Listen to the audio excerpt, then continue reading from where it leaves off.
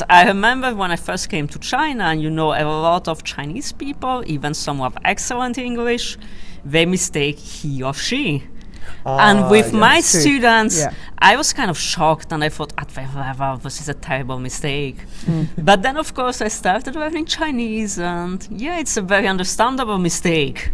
So now I understand maybe even people who maybe, they have PhDs in English literature and have been many years, I don't know, in the UK or America, why they make that mistake. So when I hear these expressions like, I would like to share my family or things like that, or another thing that sounds a bit strange is saying, as for my friends, they went to the cinema, as opposed to just saying, my friends went to the cinema. Right.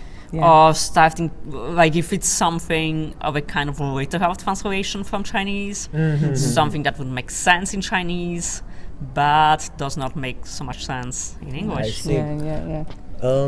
Okay. That's new. You brought up two things actually just now.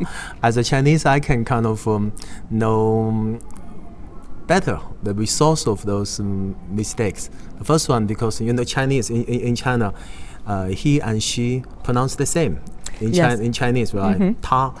And I have a good practice to share with the audience. That's what I did. Right. Okay. To how to really get used to, or better be able to distinguish he and she. And you have to practice, because practice makes perfect. Absolutely. It takes time. When I was in school, the way I tried was whenever I was maybe walking along the street or took a bus, I would just look around all the people around me, and then I would silently say in my mind, in my head, he, she, her, him. I keep doing that. Whenever I see a male, I would say he, him. Then when a female, she, her, I would always have those words just instantly come to my mind. I have to keep practicing until you are able to really, get used to it. Yes. Then that really helps you when you speak English. Like, okay, I'm sitting here with two ladies, and she, and he, him, right? So this is a way I tried, and it worked well. The second thing you brought up is as for. As for actually in Chinese is 关于. It's about, regarding, right. about, or speaking of. Actually, maybe in the proper English, bad English, like speaking of my friends.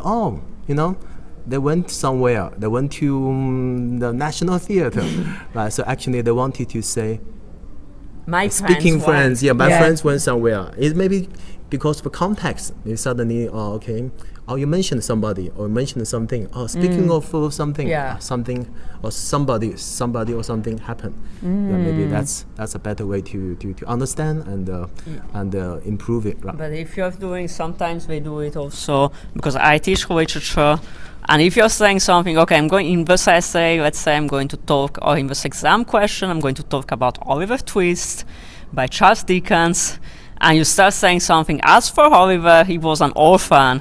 And okay, it's not, by the way, we are talking about Oliver.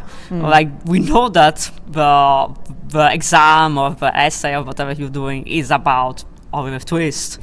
So, and definitely I'm glad you brought up that term, because it makes sense. Yeah. And totally. I think that's why it's important to make remember that. And as foreigners, we have to make the effort to try to learn some Chinese. Exactly, but you're right there. Yeah. Like you say, by learning Chinese, then we're understanding then, okay, I get it now, why they can't translate it like to English. I understand it, but before, when you don't know any Chinese. Exactly. So And, learning Chinese can also help you better Definitely. teach English. Definitely. Chinese students. Yeah, Yes. absolutely, definitely. Yes. Nice.